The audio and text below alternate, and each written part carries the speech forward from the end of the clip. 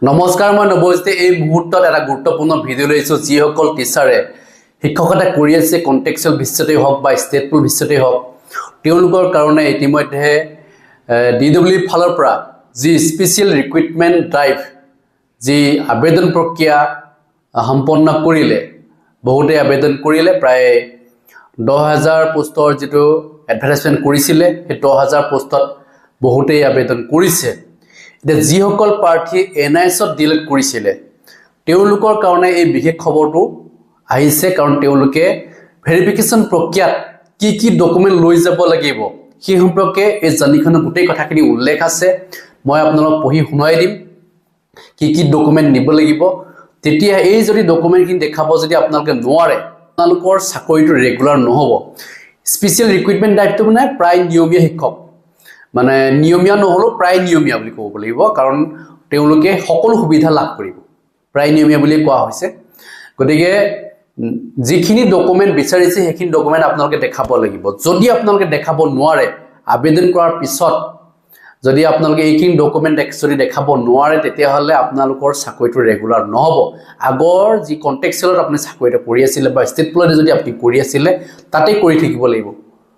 ঠিক আছে এটা কি ডকুমেন্ট লাগিব মই আপোনালোকক পঢ়ি শুনাই দিব বিচাৰিছো ডিডব্লিউ ফালৰ পৰা এখন নটিচ ইতিমধ্যে দেখিছে আপোনালোকে হয়তো বহুতে পাইছে বা যিসকলে পোৱা না তেওঁলোকে মোক যদি বিচাৰে হোৱাটছআপত মই দিব পাৰিম মোৰ নম্বৰটো হয়তো আপোনালোকৰ ওচৰত আছে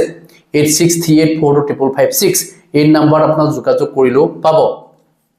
এটা কথা হল যে কি ডকুমেন্ট লাগিব মেইনলি হৈছে পেপাৰ ৰিলেটেড যেটো ফটোকপি বিচাৰিছে দেখাব লাগিব আপোনালোকে paper related to proof of in service as on 10 August 2007 2017 চনৰ 10 আগষ্টৰ পৰা তেওঁ শিক্ষকতা কৰি থাকিব লাগিব সেই বিদ্যালয়খনত তাৰ পেপাৰ ৰিলেটেড প্ৰুফখিনি বিচাৰিছে ঠিক আছে এট আছে appointment letter and accepted joining report of the applicant তেওঁ এপইন্টমেন্ট লেটাৰ লাগিব আৰু লগতে accepted joining report যে আপোনাক যে accept কৰিছে তাৰ joining reportটো লাগিব of the applicant he প্ৰাৰ্থীগৰাকীয়ে যে আবেদন কৰিছিলে he প্ৰাৰ্থীগৰাকীৰ এপইন্টমেন্ট লেটাৰ লাগিব লগতে accepted joining letter লাগিব ঠিক আছে joining reportটো লাগিব it আছে minutes of the school managing committee SMC of the school appointment of the applicant concerned মানে SMC ফালৰ পৰা তেওঁক যে নিয়োগ কৰা হৈছে তাৰ এখন এপইন্টমেন্ট লেটাৰো লাগিব ঠিক আছে next sheet dia ase photocopy of the attendance register of the school during the service period of the applicant duly concerned by the head of the institution mane ki jikhini agote ami koisilu NIS jikhini notunke jihokala abedan korisil etia sakoi koi nothoka teulukor jikhini bisarisil he ekekhini bisarise mane photocopy lagibo apni je hikadan kori ase tar register apna attendance sheet register tar photocopy bisarise সেই যি চাকৰি কৰি থকা সময়ত যেটো service পিৰিয়ডৰ কথা কৈছে তাত যিখিনি আপোনালোকৰ তথ্য আছে অ্যাটেন্ডেন্স দিয়া হেডমাস্টাৰ তাত মানে সিগনেচাৰ কৰিব লাগিব ঠিক আছে সেইখিনি লাগিব ডকুমেন্ট নেক্সট ডিট আছে certificate issued by the authority specifying the service of the applicant in the school as on 10 August 2017 প্ৰাৰ্থীগৰাকীয়ে 2017 চনৰ 10 আগষ্টৰ পৰা যে তাত শিক্ষাদান কৰি আছে তাৰ এখন সাৰ্টিফিকেট লাগিব তেওঁ যে ইমানদাৰীৰ পৰা যে কৈ থকাটো হয় তাৰ সাৰ্টিফিকেট লাগিব এখন হেডমাস্টাৰ ফালৰ পৰা নিবল মানে স্কুল অথৰিটি ফালৰ পৰা বিচাৰিছে এটো ইট আছে salary statement starting the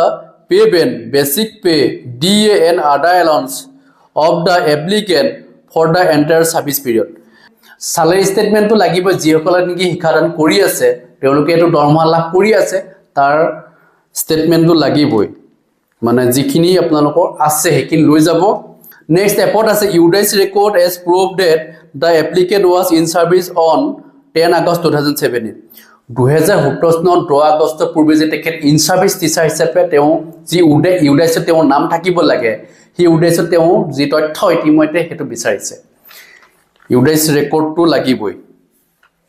next Number 2 আছে admission record admission slip of the delayed course through NIS যে আপুনি যে admission লৈছিলে NIS তাৰ admission receipt লাগিব আৰু লগতে ৰেকৰ্ডটো লাগিব এডমিশ্যন শ্লিপ একেটাই এডমিশ্যন ৰেকৰ্ড বা এডমিশ্যন শ্লিপ যেটো লৈছিলে সেই একেটাই আপুনি লৈ যাব লাগিব NIS নেক্সট 3 পইণ্টত আছে 18 month DLED certificate and mark sheet through NIS of the applicant complete before 1 April 2019 মানে 2019 চনৰ 1 এপ্ৰিলত তেওঁ কমপ্লিট হ'ব লাগিব তেওঁ NIS DLED টো 18 মহীয়া কোৰ্সটো মুঠতে 2019 চনৰ 1 এপ্ৰিল তাৰিখে তেওঁ কমপ্লিট হ'ব লাগিব সাৰ্টিফিকেট লাভ কৰিব লাগিব এইখিনি আছিল আপোনালোক জনাবলগীয়া যি সকলে নেকি শিক্ষকতা কৰি আছে কনটেক্সচুৱেল বেচিসতে হওক বা ষ্টেটপুৰ বেচিসতে হওক শিক্ষাদান কৰি আছে তেওঁলোকে যদি স্পেশাল ইকুইপমেন্ট টাইপৰ যদি আবেদন কৰিছিলে তেওঁলোকে এই ডকুমেন্টখিনি লৈ যাব লাগিব তেতিয়াহে তেওঁ চাকৰিটো নিয়মীয়া কৰি দিব মানে তেওঁ একচেপ্ট কৰিব আৰু ৰিজেক্ট নকৰে আৰু এইখিনি জনাবলগীয়া আছে যদি কিবা কবল আছে নিশ্চয় কমেন্ট সেকশন লিখিব ধন্যবাদ জয়